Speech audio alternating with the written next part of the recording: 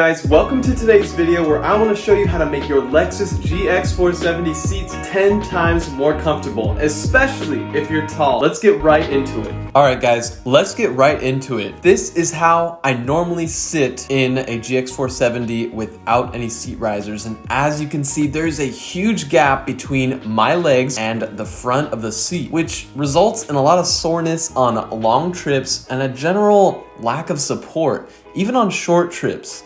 It's a bit annoying. It feels like you're sitting in a kindergarten school chair or something like that. Here's how a seat riser can correct this issue.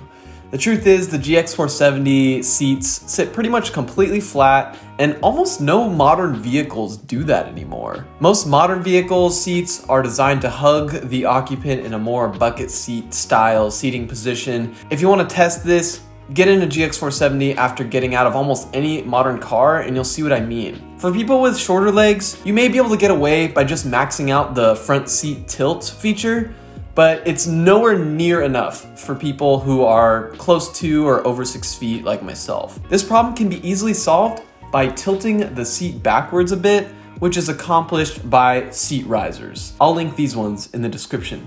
Let's get started with the install. First, slide the seat all the way forward so you can access the rear seat mounting bolts, then remove those plastic covers. This applies for all of these plastic covers. You just need to pull up on them. If they're not cooperating, you could try to squeeze closer by where they connect and just kind of wiggle it upwards. Just be gentle on them, you don't want to break anything. They do have these upward facing hooks when you take them out, so you should be able to pop them out just by lifting up at the furthest point away from where they secured to the other plastic. So they should pop right out. Now, remove the rear seat mounting bolts with a 14mm socket, and then slide the seat all the way rearward. Then you want to do the same for the front mounting bolts. And again, this is how it looks when you pull off those plastic covers.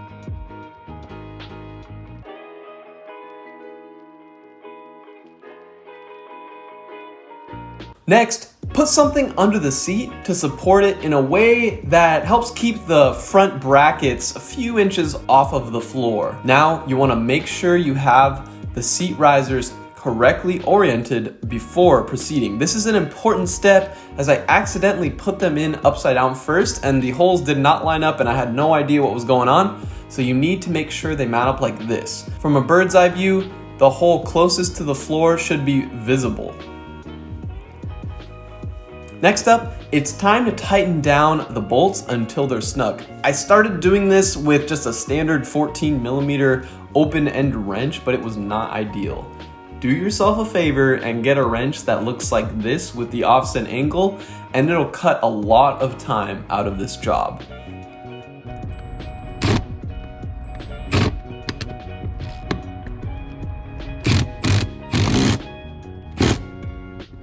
Now you can re-secure those plastic covers on top of the seat risers.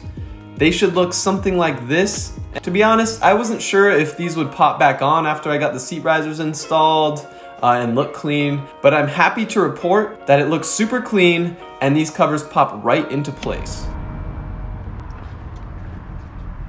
All that's left now is to secure the rear seat mounting bolts, then secure the plastic covers, and you're all done. Okay, first impressions sitting in the seat with the SMW off-road seat risers. Guys, if you're tall, you're going to love this modification. Even if you're like medium-sized, and you always find that your legs are just, they have a gap here, and you're always sitting like this, you know, with like a huge gap here, and on long trips you get really tired because you don't have any support underneath here. I can tell you right now, I have this front riser all the way down. Now I can put it up and actually get the support that you get on modern cars on your legs. So hopefully this helps on those long road trips that I've been taking, that afterwards my legs feel like they're going to fall off. Thanks so much you guys for watching. Check out these parts on SMW Off-Road's website and we'll see you in the next video.